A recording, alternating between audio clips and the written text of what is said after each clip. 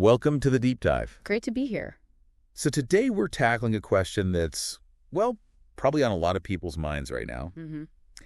In this market, it still feels a bit uncertain. Are there really any undervalued gems hiding out there? The million-dollar question, isn't it? Exactly.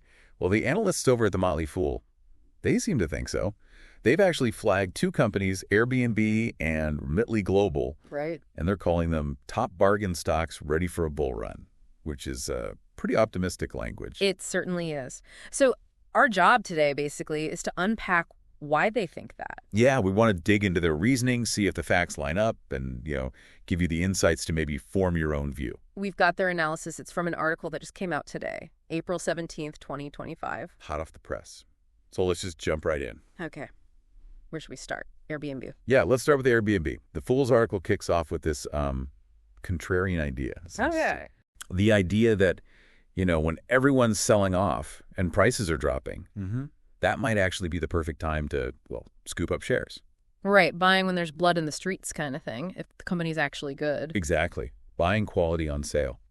And they point specifically to Airbnb's stock being in what they call a large multi-year drawdown. Drawdown. That sounds significant. It does.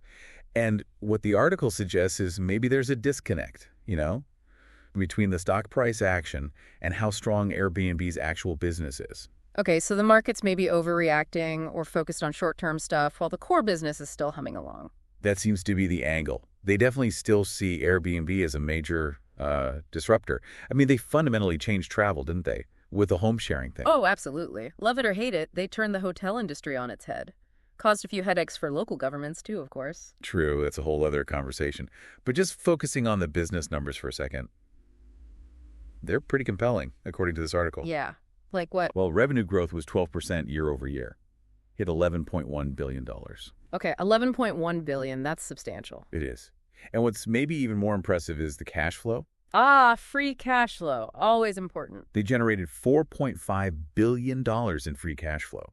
And get this, a 40% free cash flow margin. 40%. Wow. How do they manage that? It's largely baked into their model, right? They collect the money from travelers up front before the stay even happens. Okay. So they hold on to that cash for a bit before paying the hosts. That flew. Exactly. Gives them a nice cushion and lots of flexibility. Got it. So strong revenue, very strong cash flow. What about actual profit, net income? Also pretty healthy, a 26% net income margin. So they're not just bringing cash in, they're keeping a good chunk of it too. Okay, so the core financials look solid based on these numbers. Right. But the article stresses they aren't just, sitting back and counting the money. They're spending, investing in growth. Where are they putting that money? A lot into marketing, especially in places like East Asia and Latin America, trying to grab more market share there. Okay, expanding geographically. Makes sense. Anything else? Yeah, and this is interesting. They're apparently investing quite a bit in adding new products and services to the platform itself. Oh, like what kind of things did the article say? It didn't get super specific, but it mentioned these are expected to launch later in 2025. And the idea is these could not only bring in more users, but maybe even bump up their profit margins down the road. So moving beyond just booking a place to stay, maybe experiences or other travel-related stuff. Could be. Sort of building out a bigger travel ecosystem, perhaps. That seems plausible. Yeah, that could definitely make the platform stickier, keep people coming back for more than just accommodation. And boost spending per user, potentially. Right. Plus, there's another angle the article mentions, shareholder returns. They're buying back their own stock. Share buybacks. Okay. So for listeners, why is that generally seen as a positive? Well, when a company buys its own shares, it reduces the number of shares out there, right? Fewer slices of the pie. Exactly. So even with the same level of profit, the earnings per share, the EPS, goes up faster. Which investors tend to like. It can also signal that management thinks the stock is cheap.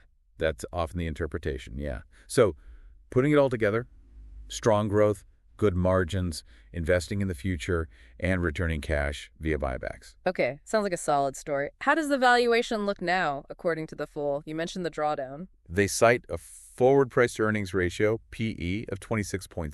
26.6. Okay, that's... Yeah. Well, it's not obviously dirt cheap, is it? No, not in absolute terms. Yeah. But the argument in the article is that you need to look beyond that static number. Or because of the growth potential. Exactly. They're betting that the combination of continued revenue growth, maybe some margin expansion from those new services, plus the buybacks, that all this will drive earnings per share up strongly.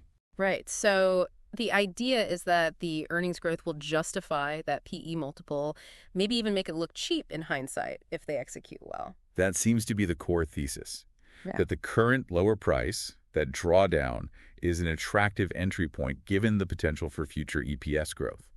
Interesting. So the takeaway for Airbnb is proven disruptor, solid financials, clear growth plans, shareholder friendly, making the current dip look like an opportunity. That's the gist of the bull case presented, yeah. Yeah.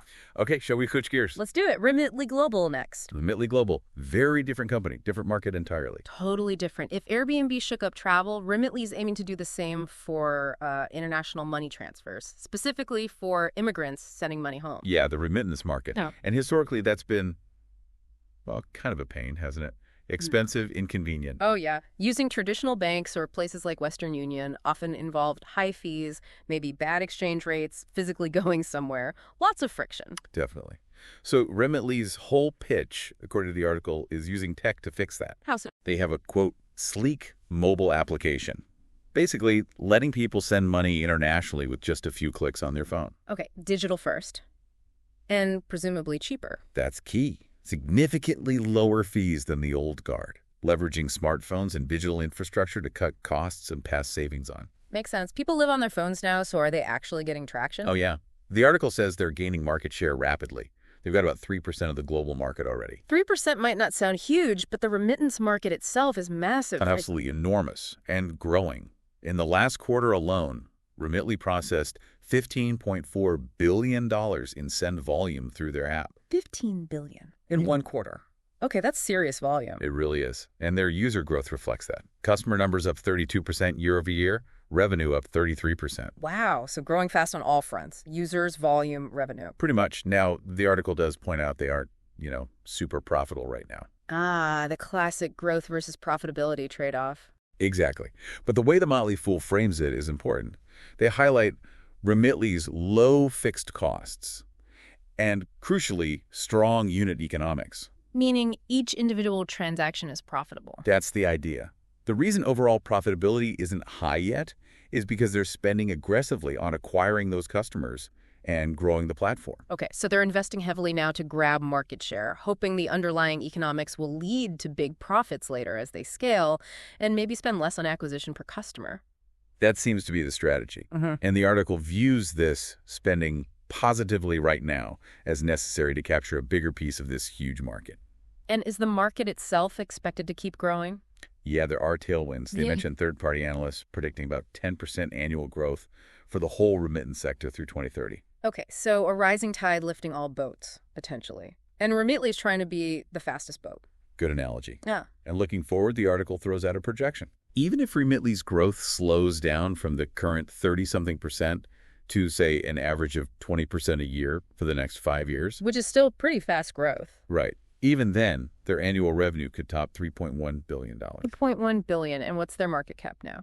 Around $4 billion, according to the article. So if they hit anything close to that revenue number in 5 years, and assuming those unit economics hold up and translate into profit margins eventually, $4 billion market cap today could look quite reasonable. That's clearly the investment case being made. As long as the economics per transaction stay strong, they see it as a really promising growth stock for the rest of the decade. Got it. So for Remitly, disrupting a huge, slow-moving market with a digital solution, super fast growth in users and volume, sacrificing current profits for market share, but with potentially strong underlying economics and a growing overall market. That sums up the fool's perspective pretty well. Okay, so two very different companies, both presented as bargains, ready for a bull run. Yeah. Now, we absolutely have to stress this is just one analysis from the Motley Fool. They are obviously bullish here. Definitely. And while the piece does kind of nod to potential risks, regulations maybe for Airbnb, the profitability question for Remitly, Right. it really frames them as manageable hurdles in the context of the bigger long-term growth story. It's a very positive outlook. Yeah. So for everyone listening, it's crucial to remember this is one viewpoint. Absolutely. Use this as a starting point, maybe. Understand their arguments, but then you really have to do your own homework. Look at counter-arguments, consider the risks more deeply. Couldn't agree more. This deep dive is about understanding the why behind their picks. It's not investment advice. Exactly. Be informed, be skeptical, do your own due diligence. Always. Okay, so just to quickly recap the core arguments for you, the listener. For Airbnb, the Fool sees a resilient, disruptive leader whose stock price dip creates an opportunity given their growth plans and share buybacks. And for Remitly, it's about tapping into the massive shift to digital in the huge remittance market, their rapid growth showing it's working, and the potential for significant scale and profitability down the line. Both positioned as, well, bargains in the current market, according to this source. Right. So maybe a final thought to leave folks with. Yeah, how about this? Thinking beyond just the companies themselves, how might bigger, broader economic trends or, unexpected global events shape the future of travel and international money transfers?